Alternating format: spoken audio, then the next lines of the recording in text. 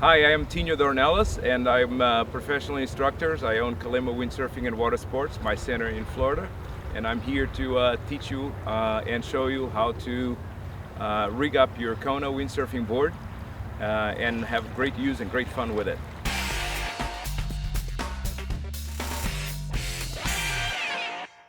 So let's take a look at the dimensions of the board and the characteristics of it. Okay, we start with the deck. Very friendly, very flat, no major landmines on this board. It's very easy to move around on the board. It's covered with EVA deck, which has got excellent grip, and for the life of the board you will always stay grippy. It's a great advantage. It's also very comfortable when you're trying to get on top of the board, that you don't scuff your knees or your bathing suit. It makes it a very comfortable board. Okay, starting with the nose, we have a towing eye, or to put a leash on it to attach the board and anchor it somewhere. Nice rounded bow, very comfortable and very safe on people. Kona logo there, very important. And then we have our vent screw hole in here, mast rack, centerboard, cassette, and foot straps, and your fin. This board is 350 centimeters long by 70 wide. It has a centerboard, and you can see the centerboard is fairly far back, and it has a step tail. And the rocker on the board is very interesting because it's inspired a little bit on the surfboard rocker on the front, but then it goes into a flat tail to encourage planing. So you have a combination of good handling in light winds, and then great fun and great characteristics when the wind is stronger and it's planing, and makes it very user-friendly. When you go to the step tail, is a pretty revolutionary concept in that in the lighter winds you have a longer water line, but then as the wind picks up, the board breaks free off the surface of the water, and then you will ride on a much shorter planing surface. So because of that, you don't have to be moving a mast rack while you're sailing. You simply retract the centerboard and you can be in planing motion and in planing position without having to adjust your mast foot position, and it works very well.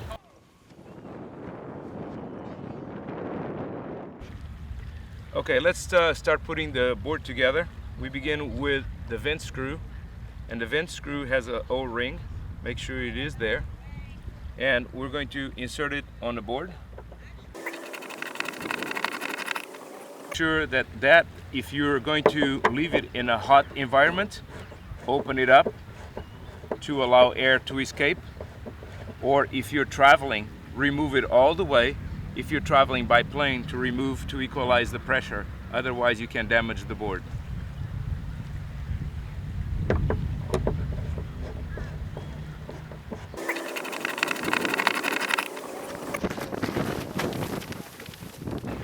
Next, we're going to put the centerboard in.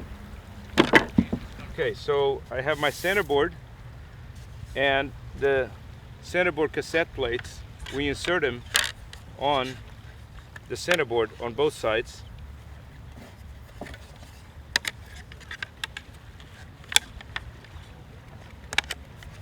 Like that.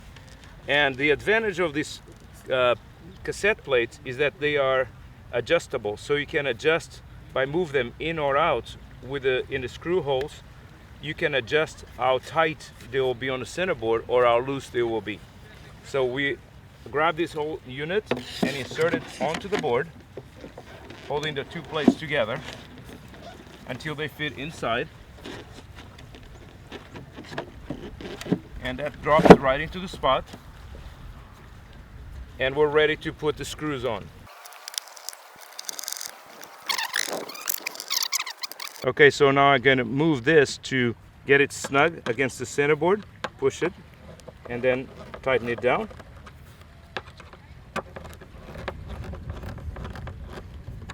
And then same thing on the other ones.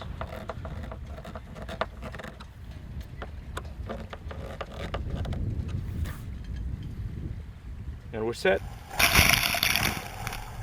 Position of the foot straps, the design is you have a more beginner setup more closer to the center, and then one that is further out onto the rails. Also on the back foot strap, you have closer to the center for more beginner and further out for more advanced. And more forward for more beginner and further back for more advanced. And you have multiple possibilities of, depending on your riding style too, to fine-tune the angle of the foot straps. So you have a lot of flexibility of how you set up your foot straps on the board. If you are a larger or heavier person, you move the foot strap further forward. If you're a smaller and lighter person, you can have them basically all the way back on the foot strap setting. Okay, so the first thing we choose is the width of the spread of your foot strap. You don't want to have your foot strap too wide. The idea is to have your foot strap snug around your foot with your high bone on your foot right behind the foot strap.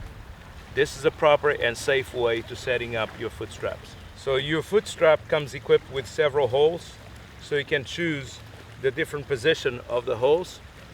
So of course tighter your screws are closer together, or then you can adjust them for longer. Okay, so I'm going to use a compromise for both upwind and reaching and install my foot strap. Okay, so I'm going to be putting in there, and I can speed up with a drill driver.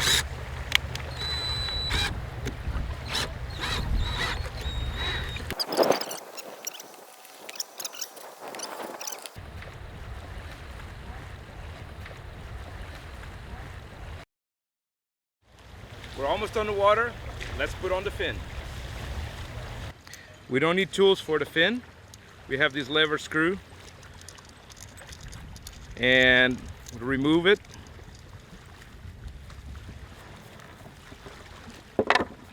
Put it on the bottom, and then tighten it.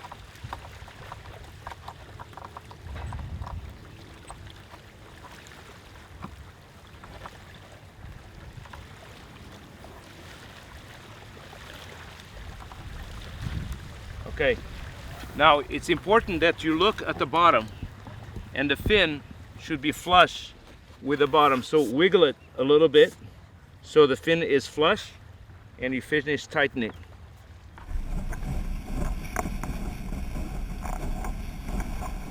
So we have a tendon mast foot. This is a great advantage to have the tendon mast foot, is that it's easy to service, to remove the parts without any great special tools.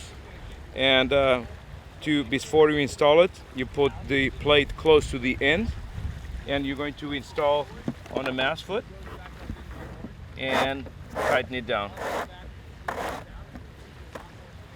Mast foot placement is important on the board. It will affect its ride. So we are going to use, if you use a centerboard down, we are going to use the forward half of the mast track. And the bigger the sail, the further forward we position our mast foot. In large sails, about here, and there's a graduation on the board that shows you where to put them, and smaller sails further back, and then we tighten it up. In very, very small sails, children's sails, we can move the mast foot very far back using the centerboard down. Okay, we're going to lubricate the centerboard gasket to make it easy operation of the centerboard. This is important to do before you go sailing. And also not trying to operate the centerboard without having lubricated the gasket when you first have it. So put some Teflon or silicone grease or silicone spray. It must be silicone marine grade, and not spray with petroleum distillates, which will ruin the gasket. So pure silicone or Teflon grease. Okay, Super Lube is one of them. So we'll put a little bit on your fingertips. Rub it on your fingertips, and then insert it, rub it alongside the gasket, and then stick it inside, both fingers inside, and rub back and forth to have a thin layer of grease on it. Okay, now we have our gasket ready.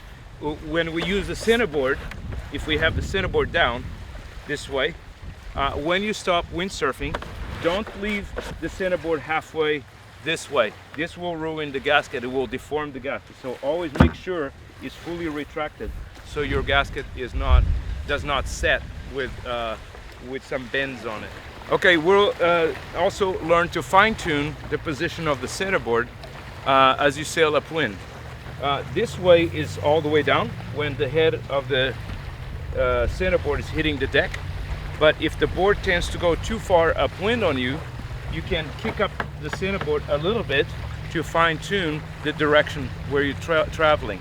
If you have it too far up, then the board does not respond too much. So within a range of adjustment from here to here, you can fine-tune how nicely the board will track in a straight line.